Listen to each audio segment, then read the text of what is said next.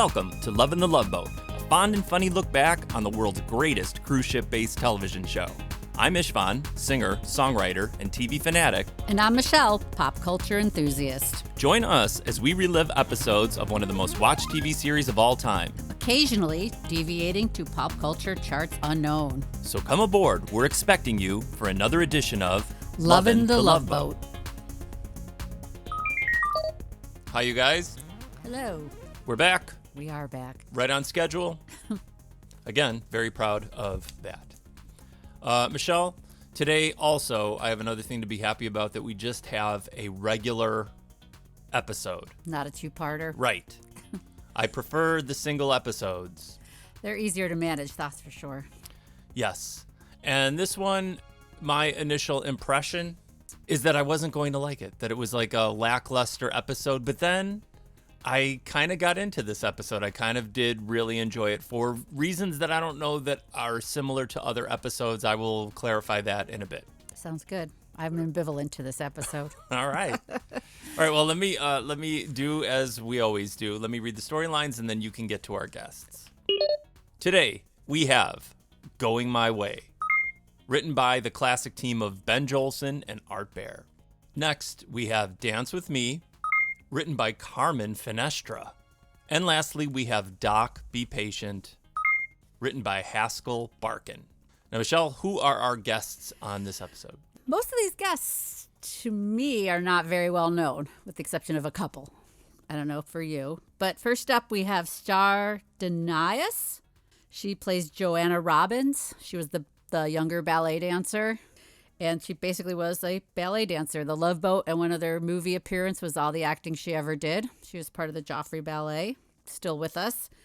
So that will bring me to the next ballet dancer in this episode, John Meehan. He played William Delaney. I was trying to figure out his accent, but it tells me that he's Australian. While he's no longer dancing, he is like a director or a professor sometimes of dance. Next up, we have Arlene Golanka as Susie Butterfield. No surprise there, she's Polish. She's from Chicago. Oh, cool. And she did a lot of TV shows back in the day. Remember her. Yeah, she always played like the same type of character, kind of ditzy, bubbly. Next, we have Mr. Buddy Hacket playing Mickey Greenbaum. He was only on the Loveboat 2 times, which it seems like he would have been on a lot more. Yeah. He really doesn't need any explanation because everybody knows who he is. Next, we have Carol Lawrence as Marcy McGuire. She was only on the Loveboat 2 times. But interesting enough, and this is only going to be interesting to you and anybody local, is that she's from Melrose Park, Illinois. Really? Yeah. She was beautiful. She really was. I mean, all the dancers were attractive, but like she was really pretty. And again, I'm jumping to what we mentioned during the Alaska episodes of the costuming. There's a scene towards the end that she has an encounter with the other dancer. It's a pretty important scene. And she's wearing like this black dress with like this amazing like jewelry across the chest. And it's so perfectly suited to her. She just looks, I don't know that I use the word striking very often, but she looked great. Wow.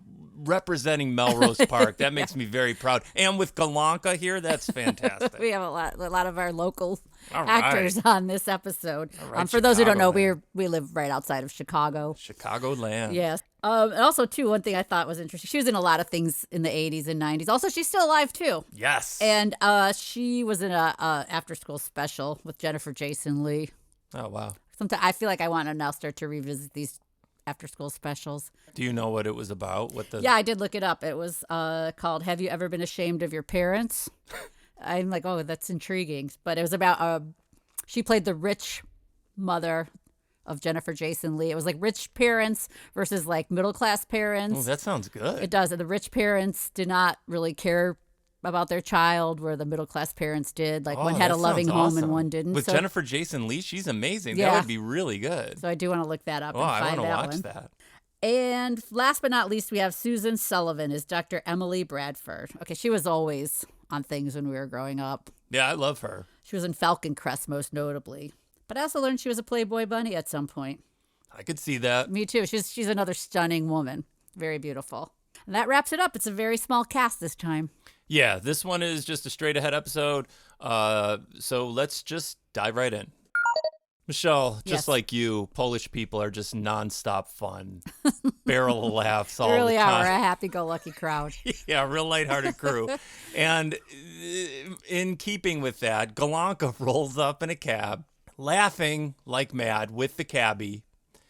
And she's about to head on to a cruise. But we find out that she's been stood up. Yes, she has been. That's ridiculous because she basically paid for this cruise and some dude decided I'm not going to go on the cruise, which is outrageous. Yes, but, it all works out, doesn't it?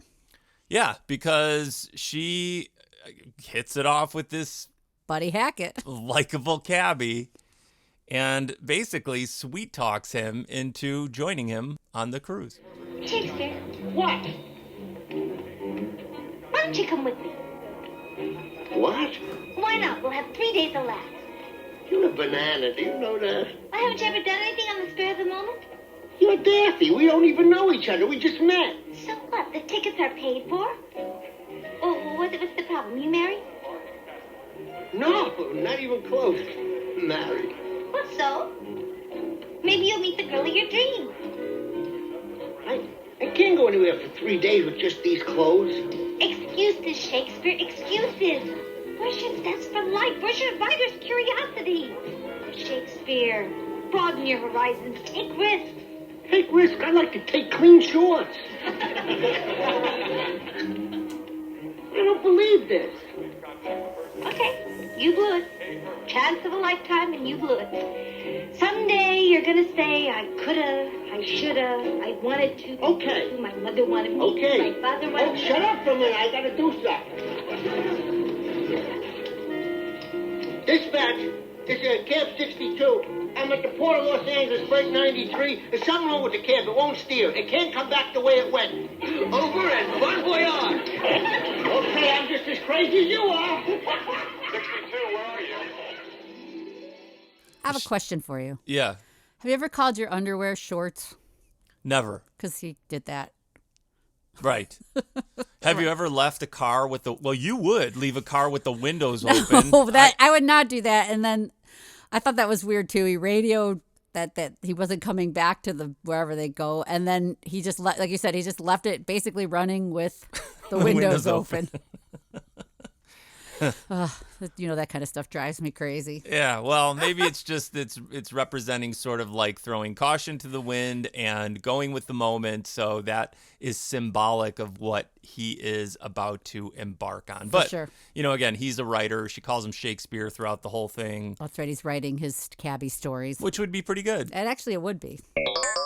Now, again, the captain is going to play a role like he has in the past, where he is sort of like explaining things to us. He kind of kicks off the whole meeting. What is it? The triangle? Yes, the ballet love triangle. Yes, of dancers that are all, I don't know. I guess no, because the woman, the Melrose Park woman, they didn't know that she was going to be on the cruise, but she knew that they were going to be on the cruise. Yeah, it's kind of sometimes my other pet peeve. Just the chance. No, I guess the one woman did know. Yeah, you're right. She did know. This wasn't chance. This was a good one because she knew, and she has an ulterior motive for the. Well, Yeah, she knew, but they didn't know. So you're right, though. Listen to your captain. Excuse me, but aren't you Marcy McGuire? Yes, I am. Merrill Stubing. Hello? Hello. My nephew has taken me to see you dance many times. He's studying ballet in New York. Really? Yes. Frankly, I think he has a crush on you. Aren't you nice? William Delaney, isn't he your former partner? Yes. Well, he's sailing with us, too. I know. He's together with his new partner. Joanna Robin. She's a wonderful dancer. Marcy. Sleep with the devil. Well, I'd better get up to the bridge. Excuse me. Good to see you. Oh, you. I didn't know you were back in the country. Oh, just since this morning. What a treat to run into you. This is Joanna Robbins. How do you do? So nice to meet you. I've always admired your work. Well, thank you. It must be exciting having your own company in Germany. Oh, love it. It's a lot less strenuous being a choreographer. I look forward to telling you all about it, but right now I'm beat. Jet lag, I guess. But let's get together later, okay? Great. Goodbye, love. Did you notice our friend, Mr. Peter Isaacson, was brought up at the beginning of this? Yes. When the captain mentioned that his nephew was a ballet dancer. Yes, and that makes me very happy because, guys, a little precursor, a little teaser. Mr. Peter Isaacson is going to join us again this season. He was kind enough to reach out when we had mentioned Jonathan Winters. And it turns out that he had experiences with him. They used to be neighbors. And I asked, would you be kind enough to send us some of your memories of Jonathan Winters? And he has. So we are going to have him back on episode 6 when Conrad Janis, if you don't know that name, he was the dad on Mork and Mindy. We're going to roll it into that episode and tie it in. So we're pretty excited about that. But yes, I did hear them mention Captain Merrill's nephew. He was studying ballet and the arts. Yes, and he had a crush, and not surprisingly, on the dancer. Yep. You can do anything in this life. You can go from Playboy Bunny to doctor, and that's exactly what has happened because we meet Dr. Emily Bradford. Yes, very beautiful, very smart doctor. And this leads to I think, kind of a really fun, sort of premise on the ship. Yeah. But let's meet her first.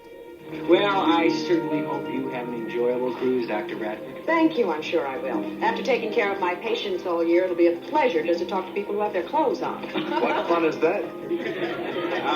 Doc, this is Dr. Emily Bradford. Dr. Bradford, this is Dr. Adam Bricker. Well, how do you do, Doc? It's a pleasure to meet you. Dr. Bradford, welcome aboard. Why do I feel like I'm on a rerun of Medical Center?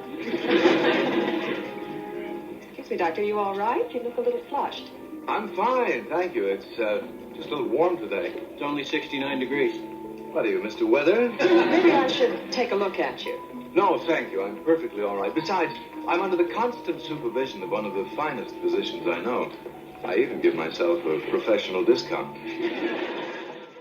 Yes, as I mentioned, Michelle, Doc, on this episode, we get to see some of his acting range because they have him be sick. And He's almost fainting. Oh, my God. You guys, throughout this whole thing, it's as if Doc is dying of malaria, but it's the flu. But I pass out when I get the flu, as you're well aware of. I guess so. You and Doc, very similar. I can identify with that. So he's obviously not feeling well, but it turns out that Doc is a terrible patient, and he is refusing to believe that he is sick. That's kind of the humor, but it's also part of the drama. Doc, what's wrong? Nothing. You sure you're not coming down with something? What's with everybody around here? Can't a man sit down without a prescription? What's the fuss about? All I said was, I thought Doc looked like he's coming down with something. You know there's a law against giving medical advice without a license? I happen to have a license, and you look like you're coming down with something to me, too. Oh, how do you feel? Why doesn't anybody believe me? I feel fine. Oops. Why don't you take me to your examining room? We'll just see how fine you are, okay? No. Adam, Dr. Bradford is offering to help you. It would be extremely rude not to accept her assistance. But that is an order. Come on, Doctor. It won't hurt a bit.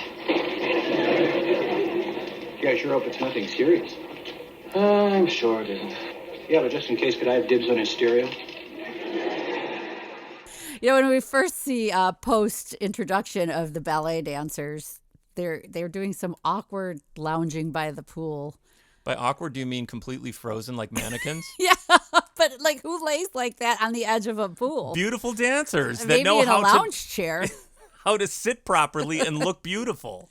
And I was thinking maybe you've been wondering, why was ballet a part of this? But I don't know that you recall, but back at that time, ballet was very popular in the mainstream world. Was it? Yeah, because Mikhail Baryshnikov was that's right. huge back then. That's right.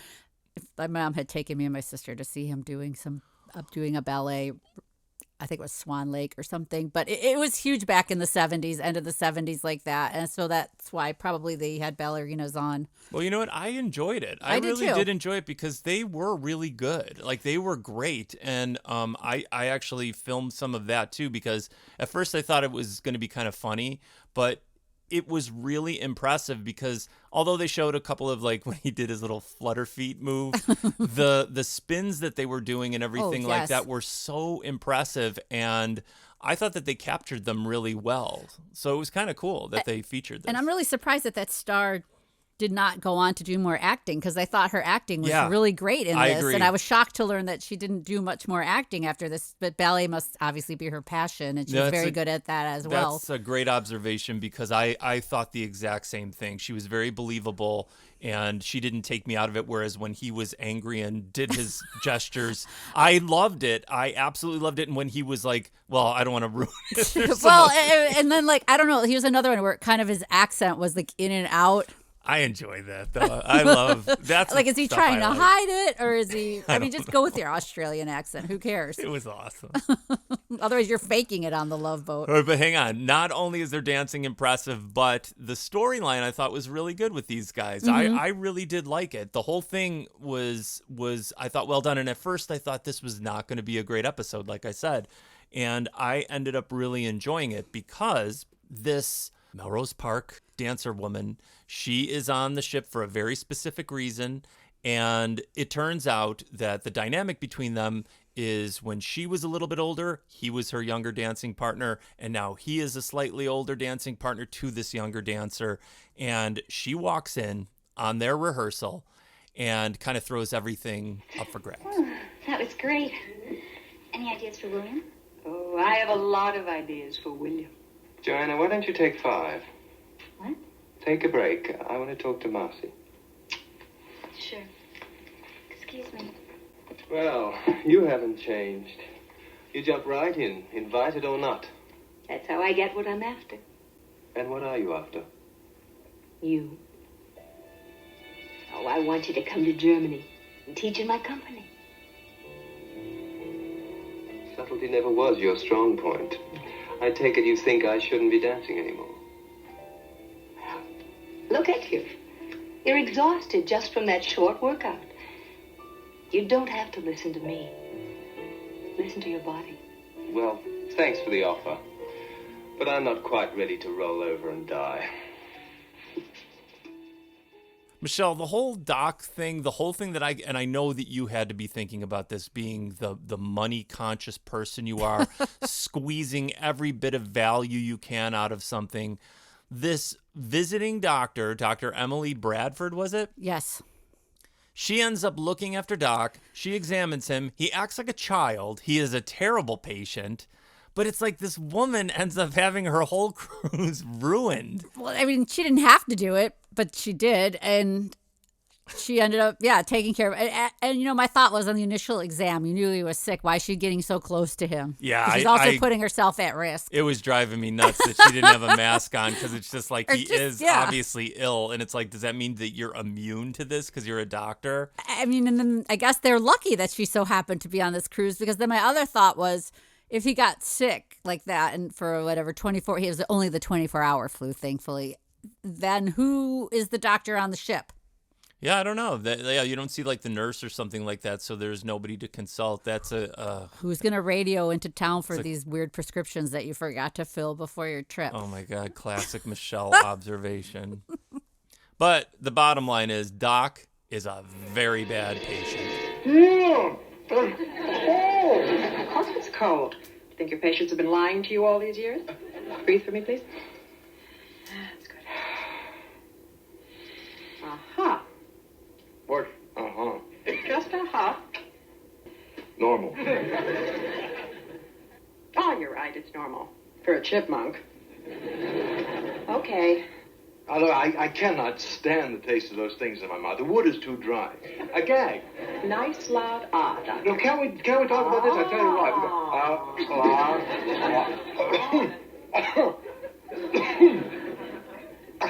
what. Okay, you can dress.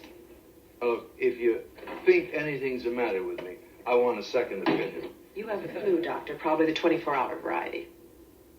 That's impossible. I'm perfectly healthy. Have it your way. But by tonight, you are going to be the most miserable, perfectly healthy person I've ever seen. You belong in bed. Definitely, absolutely not. Ooh. Wow. Maybe a little nap wouldn't hurt. Ladies and gentlemen, beyond the candle holder that we love in the Pirates Cove, the other thing that we enjoy, kind of in quotations, seeing is something that we have deemed mold pool. The outdoor pool on the deck just looks so uninviting. The outdoor pool that has like 3 feet of no water in it, and then you have to dive into it. It looks dark and like terrible to me. And it's like the weirdo couple, Buddy Hacket and Golanka.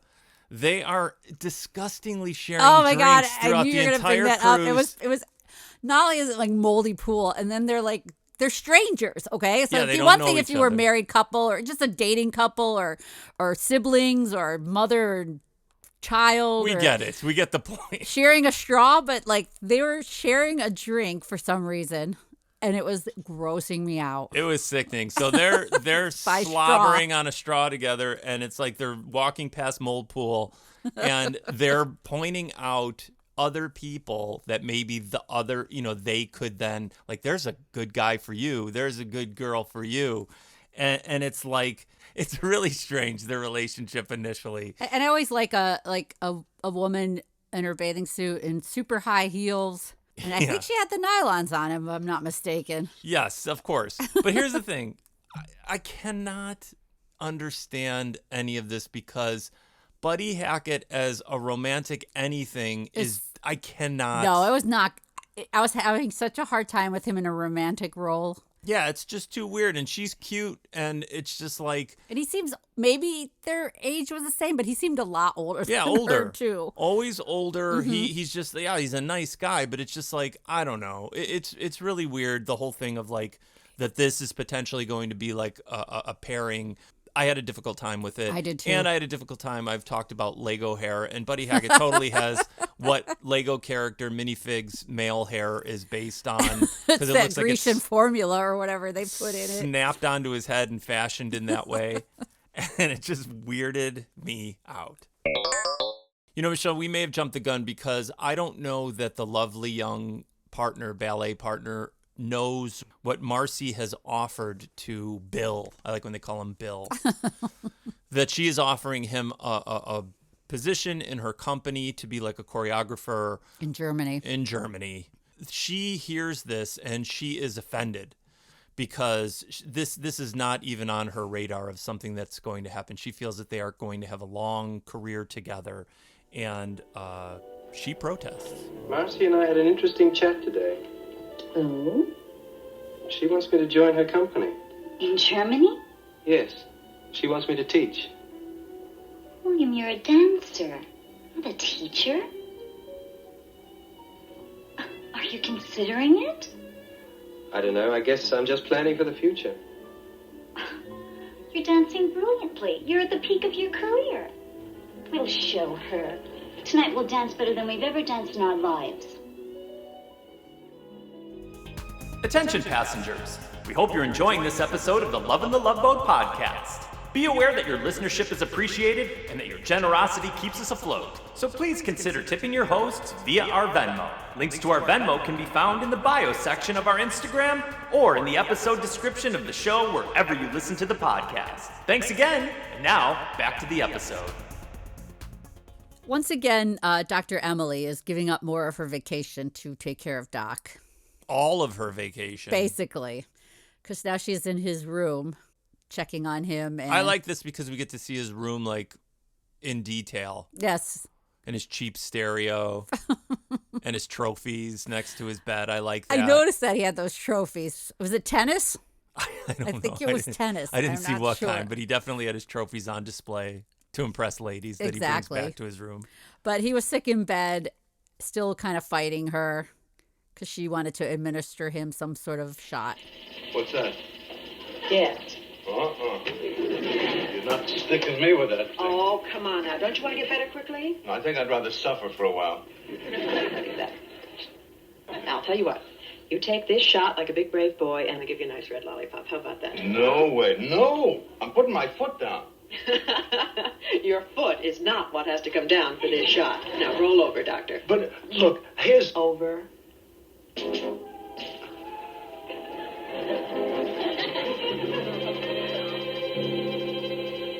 hope your malpractice insurance is paid up.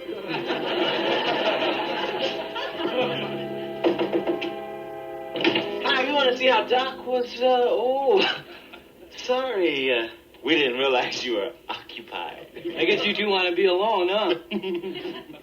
What do you guys get out of here? Let me die in peace. Oh, he's not going to. Oh, no. He's going to be fine in a couple of days if he behaves himself. Would you guys mind? I want to, Hey. We'll get this at the end for that. All right, Doctor. I haven't done anything yet. I was just practicing.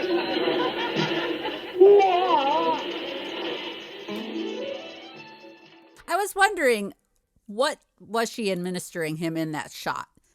That it had to be in the rear. Because it had to be in the rear. And I know that was a kind of a thing back in that time or when we were younger. Any doctors type thing, they would give him a shot in the rear end. I don't know. I didn't give vitamin B. I don't know. I didn't give it a ton of thought, but it was a weird thing to remember that, yes, that was really like a commonplace sort of situation that you'd find yourself in.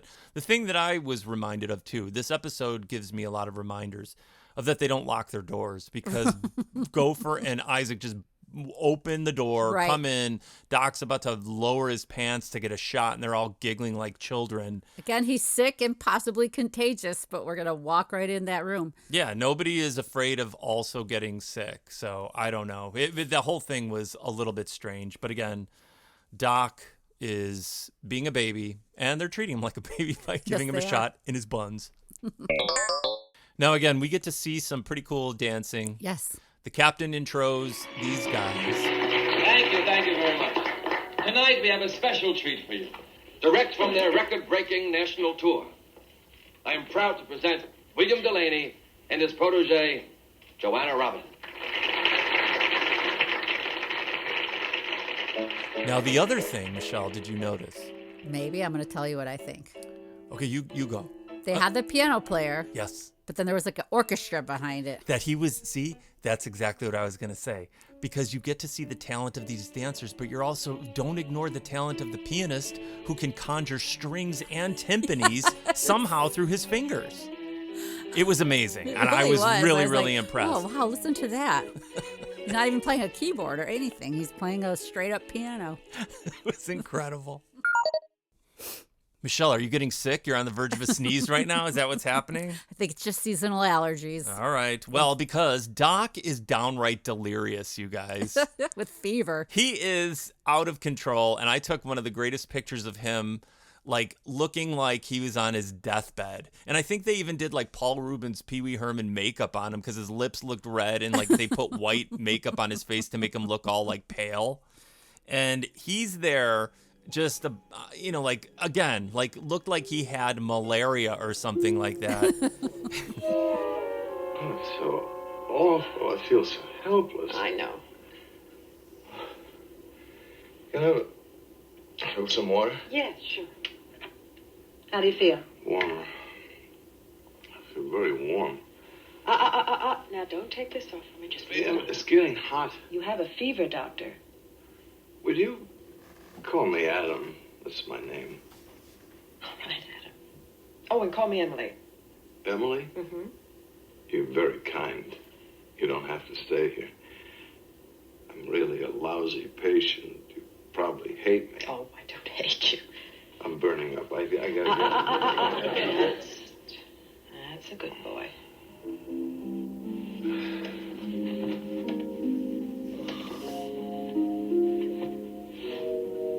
Emily? It's all right. I'm not going anywhere. I'm here, Adam. Michelle, the thing that was bothering me is, like, he was sweating like a maniac, and then she's making him keep this heavy blanket on him. Is that what you're supposed to do? Well, because you have the chills at the same time, usually, when you have the flu. Oh. All right, so you're supposed to keep a blanket on you well, to I sweat would think the flu so. out of you? Probably. But she stayed with him, like, the whole night, I think, at that point, and, like, held his hand through. It's not like it's the flu. Right. Like, what a doctor. She missed the whole ballet taking care of him. She was dressed perfectly to go watch that performance. He, like a baby, kept her there, though. Oh, my. Well, at that point, he didn't even know where he was. He was just like, Mama. Mama, where are you? Well, sometimes he has nurses on the cruise. Where were one of his nurses? I don't know, man. It was really weird to see Doc like behaving in that manner, but I liked it because it made it different because he's always so confident. And, True. You know, it was fun to see him weirdly vulnerable in that way. And then when he was truly like lost in the haze of sickness was really fun for me. So as I mentioned a little bit ago, there's a lot of sweating going on in this episode. The male ballet dancer, Billy. Is it Billy? Well, they call him Bill. William was the other. It should be William, yes. William is extra sweaty after every performance that he is doing and winded, and we learned some truth. Fine. I admit it. Every season takes a little more out of me. But there's nothing like champagne to make you forget aching muscles. Is that all it is? Meaning? You know how small the dance world is. Things get around. Rumors, hearsay. The latest gossip is that your health isn't good. To be specific, your heart.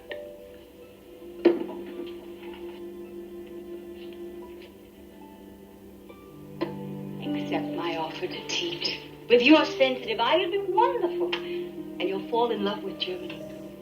I'm already in love. With Joanna. Does she know about your health? No, I don't want her to worry. Can't you see you're not protecting her? You're protecting yourself. And the worse you get, the more she'll suffer for it. Having a bad heart doesn't affect my talent. I can still dance.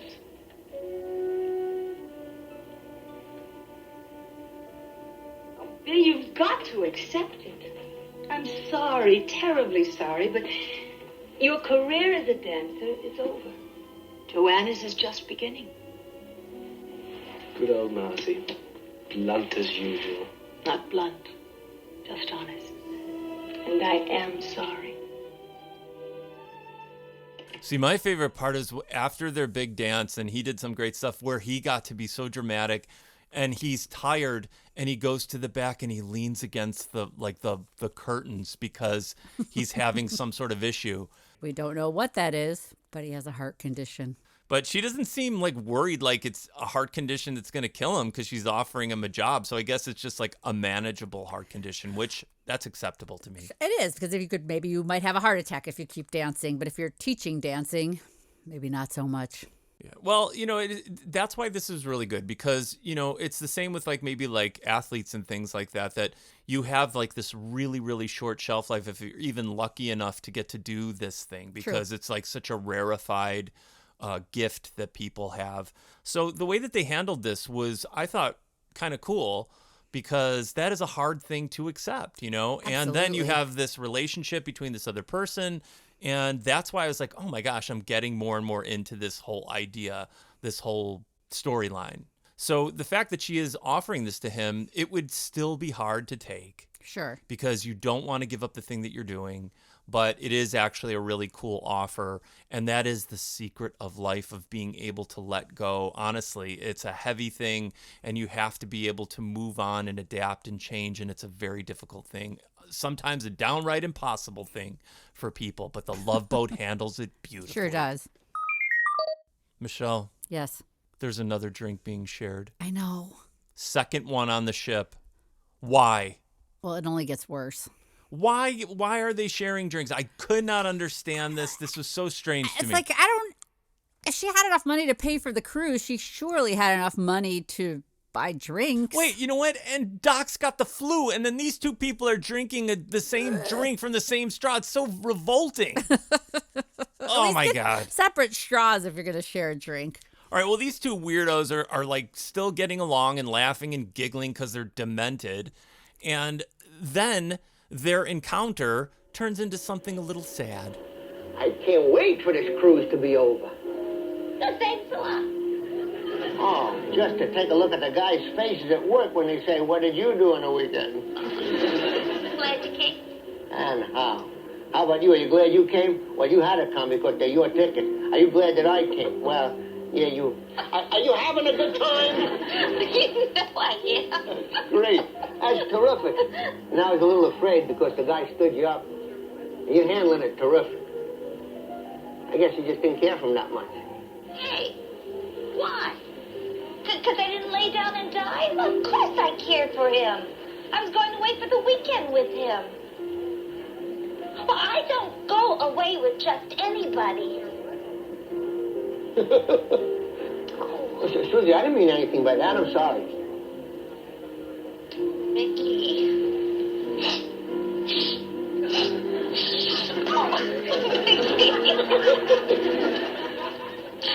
Oh, I'm such a bad judge of character. You know, he said he loved me.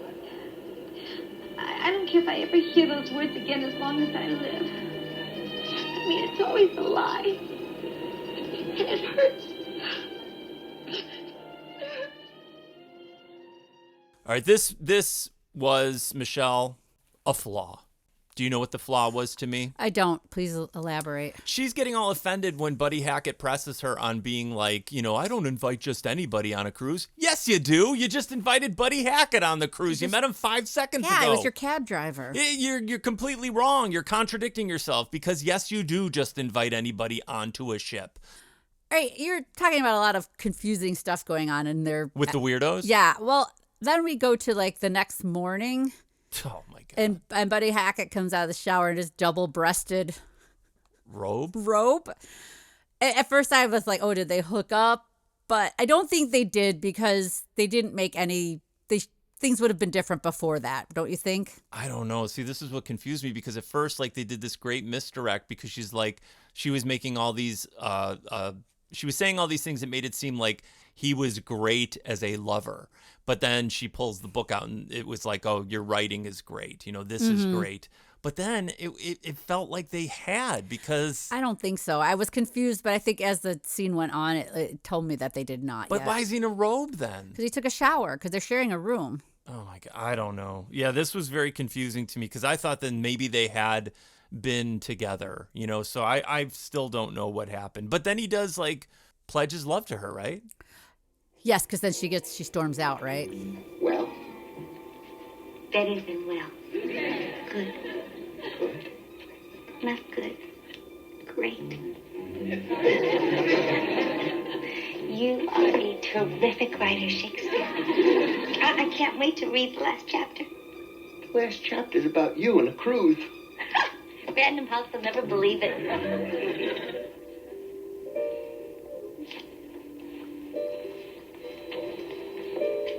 Thank you for last night.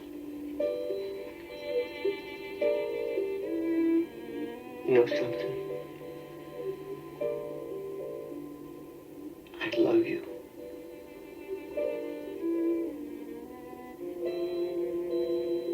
Oh, I gotta get dressed. Yeah, I just was still, at this point, I was kind of confused. There was a lot of stuff that went back and forth, and as far as their relationship was concerned, it's baffling to begin with. And then at this point, and that's the point, keeping you kind of on your toes. You don't know what's going on. And there's always like that one throwaway couple episode on the Love Boats. I feel like this is one of those situations. Yeah, for sure. Well, do you see how tan Buddy Hackett was too? He was pretty tan, right? Maybe he spent a lot of time in Palm Springs. A lot of people were super tan that were on they were enjoying their life, I believe. I would imagine. Wait, so. what the hell is Buddy Hackett known for? Didn't he do like a pudding pop commercial? Pudding pop. I only know him from, well, he's on a lot of things, but he was like in It's a Mad World. Did you ever see that movie? It's one of my favorite How movies. many times do you have to bring up It's a Mad? Yes, I have seen it. You asked me what he's famous for. That's what he's famous for in my but there mind. has to be other things too, right? Like he was Buddy Hackett's like one of those guys you just... he was in like those like a lot of variety shows. I swear to God, there was like a pudding pop or like a fudgicle commercial that maybe fudgicle. I think something fudgicle, like not that. pudding pop. Tuscan low-fat frozen yogurt presents Buddy Hackett. You'll knock 3 times? He's here. Here are the Tuscan Pops. Tuscan Pops? Tuscan low-fat frozen yogurt on a stick. Vanilla chocolate, strawberry, plain and chocolate coated. Hide 'em. What do I want with Tuscan Pops? Because Tuscan Pops are lower in calories than ice cream and much lower in fat. If the authorities come, get rid of the evidence. You may never eat ice cream again. So I'm looking up the commercial. Yeah. They're showing Buddy Hackett for Tuscan frozen pops. There you go. See, like It is the fudgicle. Yep. There you go. Like that's I totally remember those commercials, and that's almost the thing I remember him most for. Michelle. Yes. I have good news. What is the good news? Doc's going to live. Oh, thank goodness. After a little round of backgammon? No, not yet. The fever has broken. Dr. Emily has basically stayed by his side the entire time, so it's got to be at least a full day. This poor woman's getting nothing but her same job on this cruise. And Doc is in love. Oh, I'm sorry. I didn't mean to wake you. Oh, that's okay. 8 o'clock. Should have been up an hour ago. You stayed all night. Mm-hmm. How you feel? Weak, but better. Hungry? Toast, jello, and tea. You got it. Let me see. Aha! Good. Fever's broken. Okay, I'll order you some breakfast. You should be up in a couple of days. And I'll check on the rest of your patients. Emily, wait a minute. What? When are you coming back? I don't know. I think the crisis is over. Well, suppose it isn't. Shouldn't you see me this afternoon? Adam, I'll tell you, the best thing the medical science could do for you right now is just leave you alone. Well, I don't feel all that great, you know. Well, I'm available if you need me. I promise you I won't be out in the golf course. Will you take me up on deck later so I can get some sun? Sure, that's what you'd like. You won't forget. I won't forget.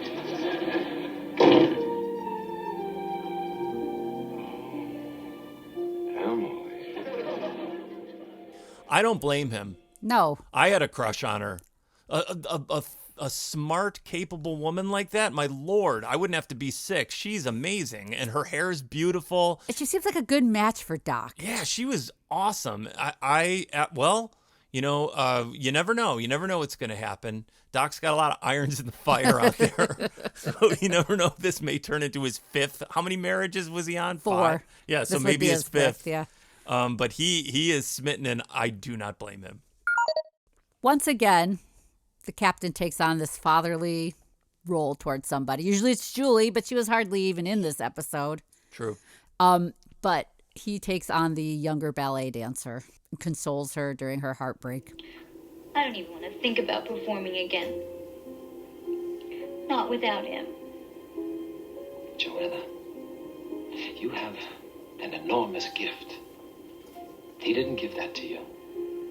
He recognized it and nurtured it. Maybe this is a sign that it's time for you to be on your own. You don't understand. Joanna, your gift carries a lot of responsibility. You can't just throw that away. It belongs to everyone.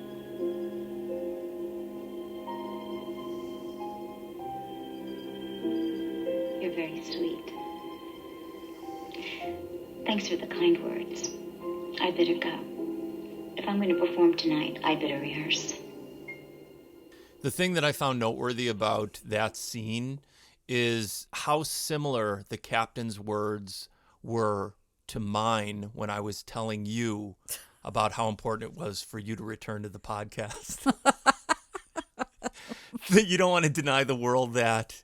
You don't want to keep that from people. My gift. It's a gift that the world needs. My gift of podcasting, this beautiful voice of mine that must be heard around the world. So it's eerie and wonderful at the same time. You know, the thing about Buddy Hackett, me being not sure, you have to imagine a guy like that as some sort of like vaudevillian, Borscht Belt, whatever it is. And they kind of do a little bit of that between him and Isaac, which I thought was kind of enjoyable. Why do I do these things? Because I'm a jerk. That's why. Why can't I just let things happen? Why can't I wait till the other person feels the way I feel? Why can't I just keep that big mouth shut? You know that for a bartender, you don't have very many answers. Did you notice that? I noticed that. Mm-hmm. So we often talk about Love Bow. Love Bow, you guys, in case you're new to the show, is just the part of the ship. You see the ocean in the distance. It's usually at nighttime. With the moon. Yeah, you're outside. People are normally dressed formally, but not exclusively. Who's on Love Bow this time? It would be Buddy Hackett and Susie Butterfield. Yes. I mean, you knew it was going to happen. You didn't want it to happen because I didn't want to see it, but It happens. The magic of the ship takes these two over, you guys. Yeah. We've established that the ship is magic, and it's why people fall for each other so quickly and so easily. And boy, oh boy, was the ship working overtime, because these two have hit it off. Hit it off. If you mean by hitting it off, they immediately then propose to each other. Somewhere between the 15th and 16th kiss, I think we stopped being pals. You want to go steady? Mickey. I'm not going to say you know what, because you don't want to hear it, so I'm not going to say it. Well, maybe we could work up to the graduate. Like when we're married? Wait a minute. Are you just looking for an ending to your book? No, a start to my life.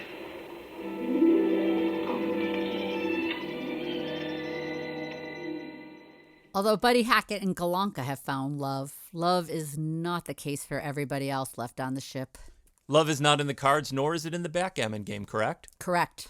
Yeah, because Doc, even though he's completely correct as far as like falling for this other doctor, he pretended to be sick just to keep around. And then she misses the other like ballet dance. She did. Because of Doc. She was all dressed up again and ready to go. Oh, my God.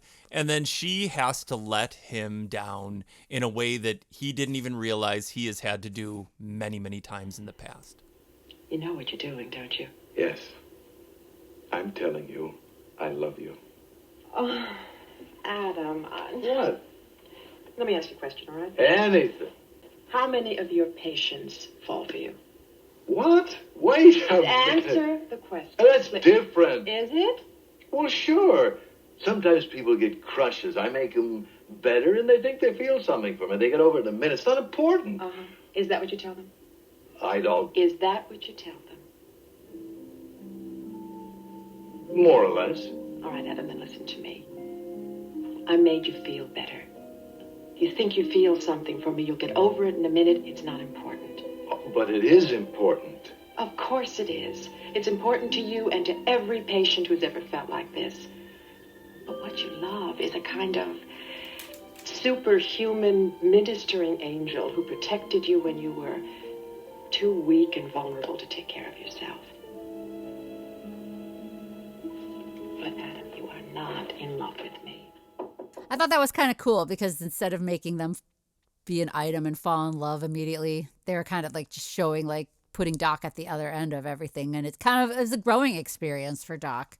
Well, that's what I was saying. I liked this thing because you saw him in a different light, and the way that they went through it, yeah, I thought was really kind of fun. Now, I've mentioned before the beautiful outfit that Marcy wears. Yes. At this point, finally approaches Joanna, who is understandably upset and is still feeling that like this woman has come back to steal him away. And she's actually behaved really well because she hasn't confronted her. She's just upset. And finally, Marcy explains the situation and what her intentions are. Joanna, you were wonderful tonight. What makes you think I want to hear a compliment from you? You got what you want. He's yours. So leave me alone. Look, William is not coming to Germany to be with me. He's doing this for you. For me? He's in love with you. Maybe once, a long time ago. If it were up to him, he'd always dance. And he'd always dance with you. Well, that's what I want. And if you tell him that, you'll probably get your wish. But you'll both be losers. What do you mean? But dancers can't go on forever. You've seen what it takes out of him. He's giving you your chance to grow, Joanna. Give him the same chance. If this guy is going to move to Germany, she could move to Germany. I mean, there's no reason why you have to like completely like not be a part of each other's lives simply because you're not going to dance with one another. True, but if she's with a ballet company, say like the Joffrey Ballet in New York or something, that's a grueling schedule, and sometimes they, performances, or if it's a touring group, she would have to stay here. I mean, they could still have a relationship, but they wouldn't be together that often. No, I get it. I aging just thought dancer. like maybe like when she wasn't doing stuff, she could be there and She could. and like spend time with him. That you didn't have to just completely cut it off altogether. You're talking like me now. Why? Because that's usually me. I always have to go the extra distance on the relationship. I felt bad because it Yeah. was like what a gallant thing to do, to like let her go like that, and to do it in the way that he did, like kind of bravely or whatever, because she was lovely and they really enjoyed each other's company. They danced beautifully together. I mean, that would be really hard. I mean, there's two super rare people finding one another.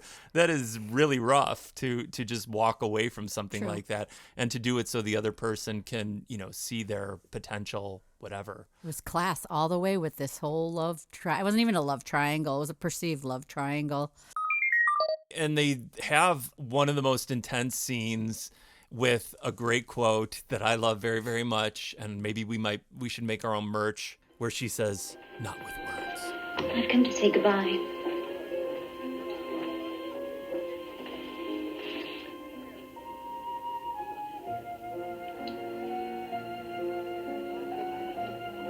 It'll be better this way.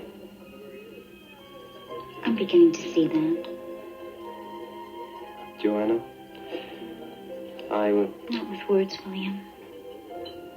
Not with words.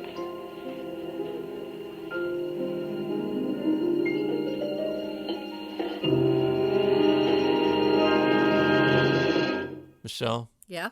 Our weirdos are the first to leave the ship. Not only are they sharing drinks, they are going to share a life with one another. Thank goodness. Oh, hi, Julie. Hi. I've heard of some whirlwind romances, but yours takes the cake. Wedding cake. Congratulations. Oh, thanks. Well, bye and thank you. Bye-bye. Shakespeare, have you ever thought of writing a children's book? How many children's books? One. Oh, one. At a time. At a time. Michelle, the next people to leave are our dancers. I hated this goodbye. Why? It was just hard for me to watch because Joanna is leaving on her own. I know. That part is sad for her. I did not like it, but they did handle it kind of in a great way because, again, this was about strength and bravery and talent and thinking of one another. But still, I would love the idea that they were going to not just completely part ways, but the captain helps a bit. Joanna, I want to thank you for gracing our ship. And I do mean gracing. Thank you, Captain. It's been a most interesting voyage. I hope I'll see you again. We'll all see you again. Many, many times. It's harder to live when you don't put as many. Why? It's hard letting her go. I know. 1,000 Arabesques to go. That's how I felt about you. I think the two doctors story was wrapped up rather nicely as well. Rather nicely. It was one of the best things I think I've ever seen as far as like Love Boat is concerned. It was fantastic in my opinion. Why, Michelle? Why? Because we were discussing how her vacation was ruined taking care of Doc. Who mentions it and who comes to the rescue? The Our captain, oh my as God. always, is grateful for her service because they implied that she saw some other patients of his while he was. Well, she said that before. I'll see your other patients. She was recouping. amazing. And so they have offered her a free vacation to return to the Love Boat. Emily, This is so sad. Dr. Bradford, I want you to know how much we all appreciate your help during Dr. Perkins' illness. You didn't get much of a vacation this cruise, so the next trip will be on the house. Oh, thank you, Captain. Very generous of you. Boy, I'll tell you, is it awfully hot in here, or is it just me? Uh-oh, I'm afraid it's just you. Oh, no. Yeah? You're going to need a doctor. Oh, I don't think so. I'm perfectly healthy. Seems to me I've heard those words before. I can't give you orders, of course, but Adam is an excellent physician. Who just happens to be free for the weekend. Well, I hate to admit it, Doctor, but you've got yourself a patient. Good. But let me warn you, if you start thinking you're in love with me, I'm not going to talk you out of it.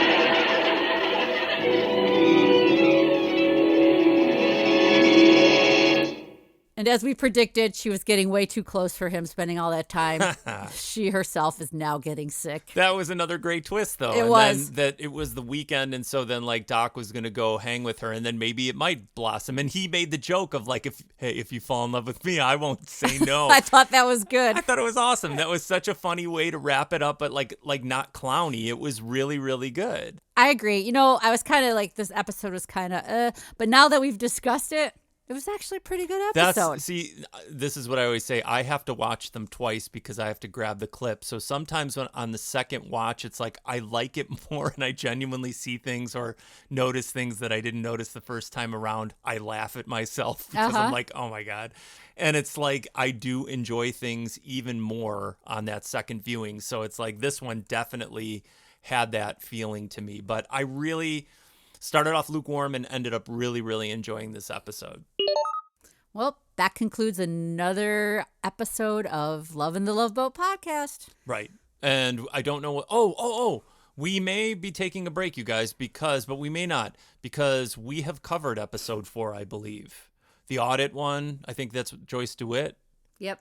Yes, we did this when we were bouncing around. So the next episode we have covered. So if you'd like, make sure that you go back and you find episode 4 of season 3, because we have done that already. But we may forge ahead. I'm not quite sure. You don't know. We may be back, but we may be taking a little bit of a longer wait until the next new episode comes along. Make sure you're seeing the other thing. And I'd like to thank the people who have donated both to our Venmo and to our GoFundMe, the reinstated GoFundMe. We cannot thank you guys enough, and we would like to encourage, obviously, anybody else at any given time, as often as you'd like, to contribute to any of those things. And I have yet to add Zelle and PayPal. I have not yet done that, but I will, to our episode descriptions. Yep. Thank you very much. That's very generous, and it is super helpful to keep this podcast afloat. Yes. Depending on what we do, regardless of when that is, until next time, I am Istvan. And I'm Michelle. Captain Stubing, please come to the bridge. And we are Lovin' the the Loveboat.